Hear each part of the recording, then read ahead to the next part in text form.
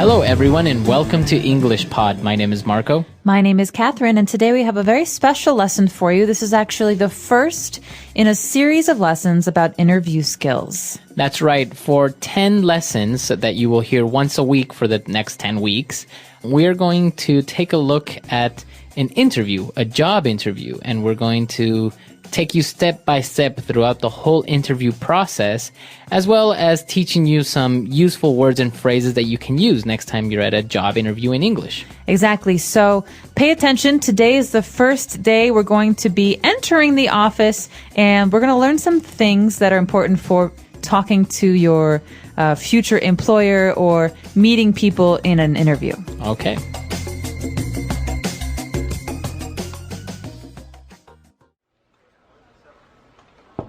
Come in. Mr. Parsons? Ah, you must be Rebecca. Please do come in. Thank you for making some time to see me, Mr. Parsons. It's a pleasure to meet you finally. The pleasure's all mine, Rebecca. Have a seat, please. Now, would you like any refreshments, tea or coffee? A coffee would be lovely, thank you. Black, no sugar. No problem. Sally, can we have 2 coffees, please? 1, no milk or sugar. So, Rebecca, I understand you had a first interview with Miss Childs last week? Yes, that's correct. She filled me in on the details of the job on the telephone. Great. Well, I'm glad to say she recommended you for a second interview, and here we are.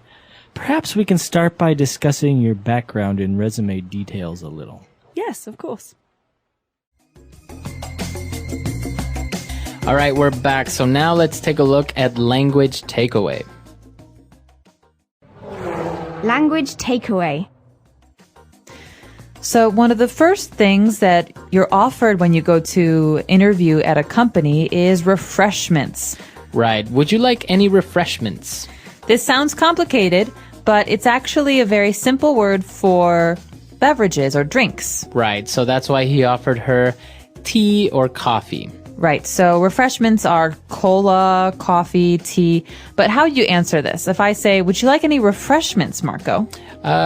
You can say, yes, water would be fine, thank you. Okay, water would be fine. Or I'd like a Coke. Or I'd like a cup of coffee. Cup of coffee. Great. Refreshments are drinks. And after that, the characters are talking about the details of the job. So what are these details? How are they different from the job itself? Well, the details of the job are the specific points about the job. So, for example, if she applied for a job as a receptionist, the details of the job would be answering the phones, taking messages, receiving people at the office. Those are the main details of the job. Also, we need someone who works from 9 a.m. to 5 p.m., someone who is going to come 5 days a week. Mm-hmm. So the details are basically more information about something. Right, the specific information about a general topic. And it's not only related to work, the details can be of many, many things. Right, so if I ask you about your details, Marco, you could maybe tell me your phone number, your address. My full name. Full name or birthday. So these are details. Okay. And, well, after they talked about the details of the job, after she explained that she received the details of the job by phone, Mr. Parsons said that she was recommended for a second interview.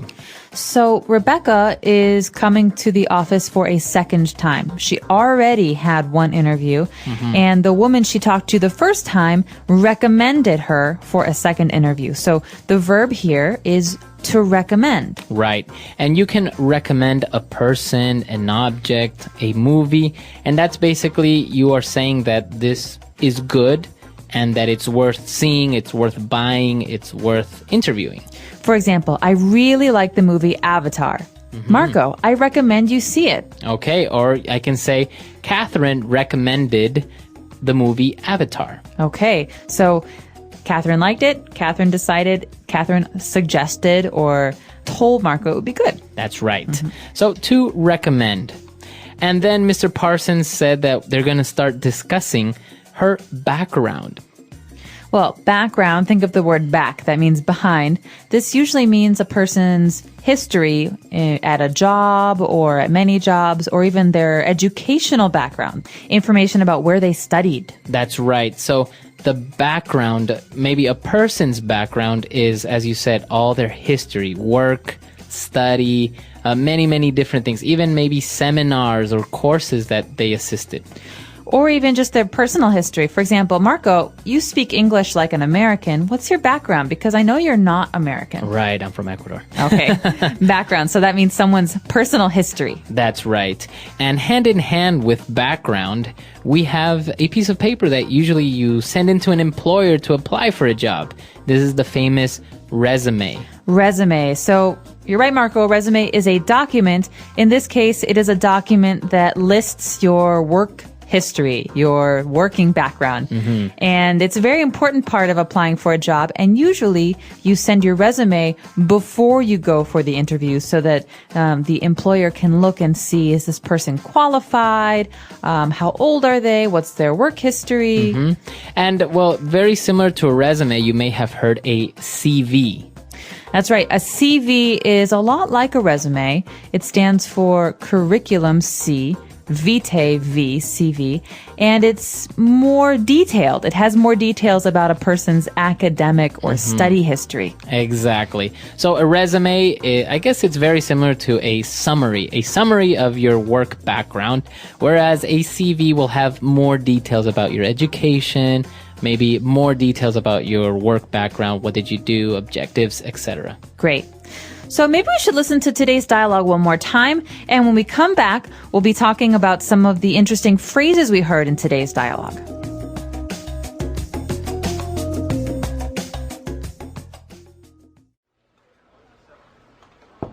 Come in. Mr Parsons? Ah, you must be Rebecca. Please do come in. Thank you for making some time to see me, Mr Parsons. It's a pleasure to meet you finally. The pleasure's all mine, Rebecca. Have a seat, please. Now, would you like any refreshments, tea, or coffee? A coffee would be lovely, thank you. Black, no sugar. No problem. Sally, can we have 2 coffees, please? 1, no milk or sugar. Certainly, Mr. Parsons. So, Rebecca, I understand you had a first interview with Miss Childs last week? Yes, that's correct. She filled me in on the details of the job on the telephone. Great. Well, I'm glad to say she recommended you for a second interview, and here we are. Perhaps we can start by discussing your background and resume details a little. Yes, of course. All right, we're back. So now we have 3 phrases that we're going to take a look at on Fluency Builder. Fluency Builder. All right, so when Rebecca arrived, Mr. Parsons said, "Ah, you must be Rebecca. Please do come in."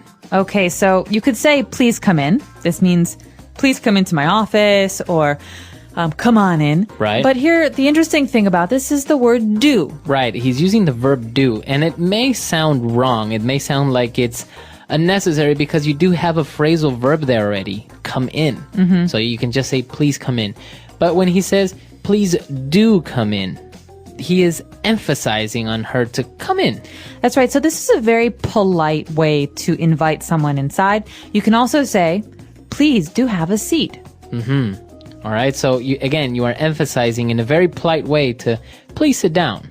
That's right. Please do come in. So there are many other ways that you can use it. So for example, if you really want your friend to call you sometime next time you're in town, you say, please do call me next time you're in town. Please do. You could even say it afterwards, simply please do, for emphasis. Right, so if I say, hey, Catherine, I'm going to call you next time I'm in Shanghai. Please do. There we go. So that means please do call. All right, so please do come in. Please do call. All right. After that, Rebecca says, thank you for making some time to see me, Mr. Parsons. So she is happy that Mr. Parsons is available and wants to talk to her. This is a very common phrase that means, thank you so much for interviewing me. Right. So I guess it's kind of a way of saying, look, I know that you're a busy person and that you don't have very much time, so thank you for making some time to see me. Right, so this isn't just about interviews. You could say this phrase for meeting with a client or meeting with even a friend. You could say, hey, Marco, I know you were really busy last week, but thank you so much for making some time to see me. Right. So you're just basically saying, I understand that you're very busy, but I appreciate that you made some time to see me. All right. And well, she said, you know what? It's a pleasure to meet you. But Mr. Parsons replied by saying, hey, the pleasure's all mine. All right, another very, very polite phrase that you hear a lot. Maybe some of you have heard the phrase, it's a pleasure to meet you before, but the response, the answer is very interesting. The pleasure is all mine. Right. So this stands for the pleasure is all mine. Right. And I guess it's the most appropriate response if somebody says, it's a pleasure to meet you. Because if you don't say this, I think you may sound a little bit arrogant. Well, you could say it's a pleasure to meet you too. Right. But this is another way to answer the person, because you don't always want to say it's a pleasure to meet you. It's a pleasure to meet you too. Right. This is a way to say something different and to say, well, the pleasure's all mine. Right. But it's very important to answer something, right? Because if I say it's a pleasure to meet you and you say thank you, it's like, no, that is a little bit arrogant. So Right. you have to say something. Right. And we recommend that you say this or you just say the same thing back. So it's nice to meet you. Oh, it's nice to meet you too. Right.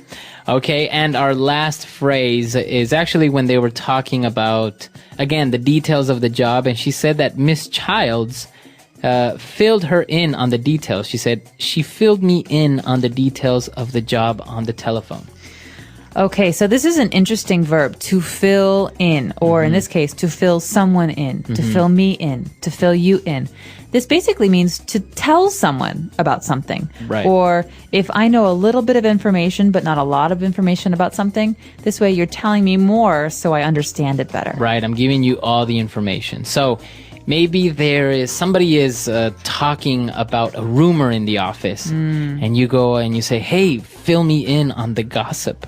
All right, so you want to know all about it. Right. Or for example, Marco, we're having a party next Sunday, but I'll have to fill you in on the details around Friday. Okay, because you don't have all the information right now. Yeah, I don't know yet what time or where. Okay, so to fill someone in is to give them all the information or to give them more information. Fill me in. Fill me in. All right. Why don't we take a look at our dialogue for the last time, and we'll be back in a little bit.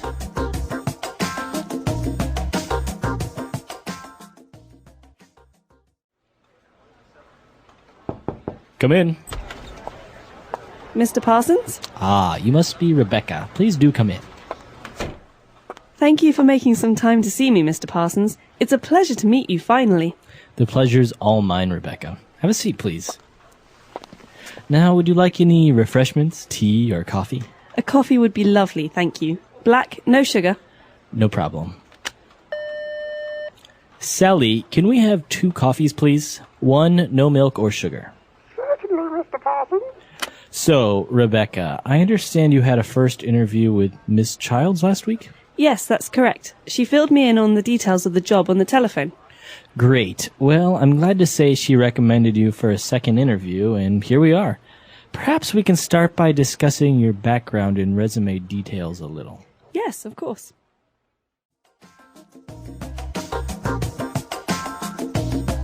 All right, so as we mentioned, this is the first part of a 10-part series of the interview series. And this is going to be very, very helpful. As you saw in this first part, we're just taking a look at some basic vocab and phrases that you can use when you're just introducing yourself. You're just getting started in the interview. So what we're going to be looking at later on is talking about yourself, answering questions. But many people don't realize that one of the most important parts of the interview is the very, very beginning. Because some psychologists say that we make a decision about a person or how we like a person within the first, 30 seconds of talking to them. Yeah. So it's important that you speak confidently and that you say some of these English phrases comfortably. You know, it's a pleasure to meet you. Oh, the pleasure's mine. These little things will really help you. That's right. And I think as talking about introductions and how this woman arrived to the office, I think one of the key things that we would recommend is to look that person in the eye and give a firm handshake, right? Yeah. I don't know how many people actually realize how important this is. It's very, very important because as an interviewer, the person or the manager who's interviewing you, I think you can tell a lot from a person if somebody gives you a very flimsy handshake or doesn't look you in the eye. That's right. Well, I think in many ways people think, oh, this person is not confident, or this person is uncomfortable, or this person is hiding something. Yeah. And so it's important really to be yourself, to smile, to look at a person in the eyes, especially in a lot of like American companies or Canadian companies. I know in other parts of the world, smiling with a stranger is unusual or maybe unacceptable. But in America, it means I'm confident. Here I am. Here's my name. Nice to meet you. It's a very important part of an introduction. Yes, very true. So we actually want to hear what you think. How important for you is a handshake, a firm handshake, looking someone in the eye, or how do interviews work in your country? Let us know, and we hope that this is helpful for you in the future if you're looking for jobs or you just want to practice your English. That's right. So if you have any other questions or doubts, we're at EnglishPod.com. We'll see everyone there. Bye. Bye.